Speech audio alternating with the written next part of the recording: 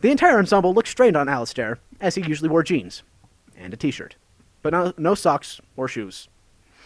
Delilah looked at him, but Alistair didn't say anything. Looking at her father, he raised his eyebrows expectantly.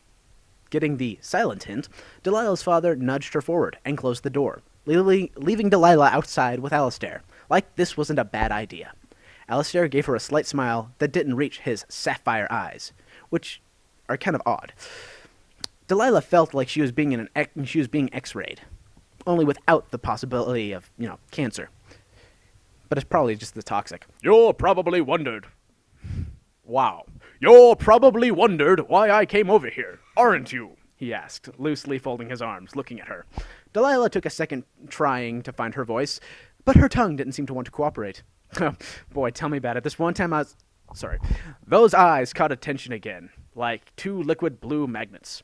Finally, she mumbled, I was wondering. Alistair smiled like he was enjoying an inside joke that nobody else knew but him, because he's crazy. What was he smiling about? Spit it out already. As though he had read her thoughts, his smile vanished quickly as it had come. I remember. Delilah, I came to say goodbye, he stated, glancing down at the step. Delilah glanced too, and saw a small pack leaning against the step. It looked like it was made of a material sturdier than leather, almost scaly in design. Then her mind snapped back to Alistair's statement. I came to say goodbye. Delilah couldn't believe her ears. Alistair leaving? When? To where? And ... why? Alistair's smooth voice cut through her thoughts like a scalpel. I'm leaving as soon as we finish talking. His voice sounded casual, but Delilah heard the slight tremor in his voice. He didn't want to leave any more than she wanted him to. Thousands of questions drifted hazily in her forefront of her mind, like dead fish in water, which is exactly the quality of this writing. But she never got around to asking them. Alistair came forward and hugged her. The night air had been chilly, but Alistair felt as warm as if he had come out of the laundry dryer. Delilah moved closer to Alistair, savoring the heat, as the scent of vanilla drifted to her nose. Why he smelled like vanilla, no one knows. They stood there for a moment before Alistair pulled back reluctantly. He bent down, opened the package, and withdrew two objects. These are for you! He handed the larger to Delilah. Delilah pulled the string on the package and watched as a cloak of deep lavender spilled out of the wrapping paper, as if begging to be released. Delilah held it. It felt so soft. It being made of fleece, feeling straggly and tough. She glanced at Alistair. Try it on! See how it fits! He said. Delilah slid it on, and it felt instantly warmer. The cloak fit her perfectly, and the scent of lavender mingled with the air, mixing with the vanilla, making a vanilla smell. Delilah's attention was distracted from Alistair as she felt the fabric. Yes, she thought. It feels so well. Her senses returned only when something small was pressed into her hand. She looked down. It was a small crystal, the exact size of her ring finger, set in the palm of her hand. She also took notice of the small gold chain attached to the top point of the crystal, so she could wear it around her neck, that kind of stuff. It was freezing cold as ice. In fact, it probably was made of ice, and Delilah had to force herself not to drop it. It was clear and completely transparent, but Delilah watched. The crystal glowed. Shielding her eyes against the bright light, Delilah stared at the crystal in awe. When the light faded, Delilah saw that the crystal had turned a royal purple with pink veins, crisscrossing the smooth faces of the stone like spider's web. It was no longer cold but warm against her skin, as if it had leached the heat out of her body. It pulsed slightly, the purple light undulating up and down like a heartbeat. Delilah stared awestruck as the crystal before her, turning her attention back to Alistair. His face was once again hard as the stone in her hand. What are these for? She asked, gesturing to the cloak and the crystal. I made the cloak myself, he said. It's yours to keep. It's waterproof, as well as very durable. The crystal is called orichalcum. I want you to keep it safe for me. Well, I'm gone, he said solemnly, taking his eyes off her and looking down. Delilah looked at Alistair's prone figure.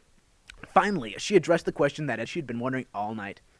What are you going to do, Alistair? Why are you leaving? What's going on? Alistair just stared at the ground, not moving.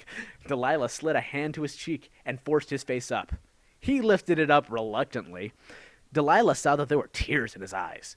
Delilah felt her heart twinge in response to the look on his face. I'm sorry, Delilah, he said, putting his hand onto hers. I don't want to leave, but it's necessary. If only you knew, then you would understand. He looked away again, as if trying to hide tears, now streaming down his face. But why did you come to see me? Delilah inquired, trying to grab onto Alistair's attention. He didn't answer, but his grip on her hand was tightened accordingly. Then it hit her. If Alistair was leaving, then she wouldn't have to see him anymore. I mean, he would want to say goodbye to everyone he held dear, everyone he loved. Alistair! I don't know what to say, she said, feeling her cheeks burn red. Alistair looked up and caught her gaze. I'm just saying goodbye to everyone I needed to offload junk to. That didn't really happen. I just, put that as my own personal touch. This is what he really said. There's nothing you need to say. You've already told me. And with that, Alistair pulled her forward and embraced her. Delilah felt 2 solitary tears break away from her eyes and slid down her face. A warm hand came up and wiped the tears away as lightly as a feather. Alistair looked at her, his warm breath on her face, smelled faintly of tuna and vanilla. Tunella. He leaned down and brought his lips to her cheek for a moment. Delilah felt her skin burn with heat where his lips had touched her. Apparently, his lips are poison ivy. Alistair pulled her into yet another hug. I'd never actually understood that they ended the first one, but that's fine. Delilah closed her eyes, feeling Alistair's pulse against her skin.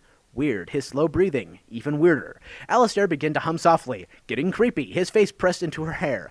Awkward, his voice was like a spell, wrapping around them both, together in the moment. All too soon, Alistair pulled away, still humming softly, picked up the pack, and started walking away.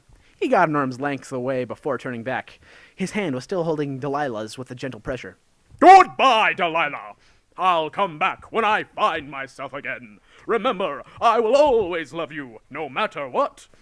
Delilah watched as Alistair's hand slid slowly out of hers, and taking determined steps, walked away. Delilah watched as Alistair moved solemnly to the street. Then she blinked, and Alistair was gone.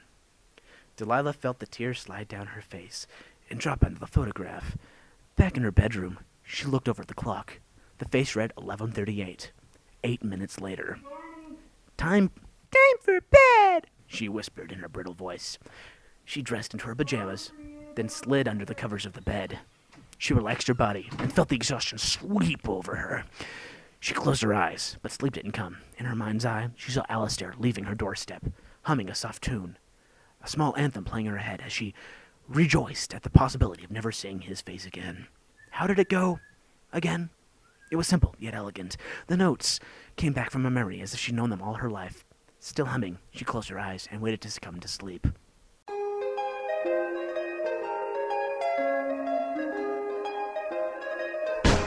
Wouldn't it be nice if we were older, then we wouldn't have to wait so long? And wouldn't it be nice to live together in the kind of world where we belong?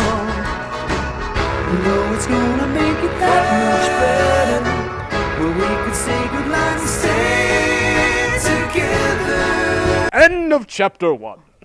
How long are you doing?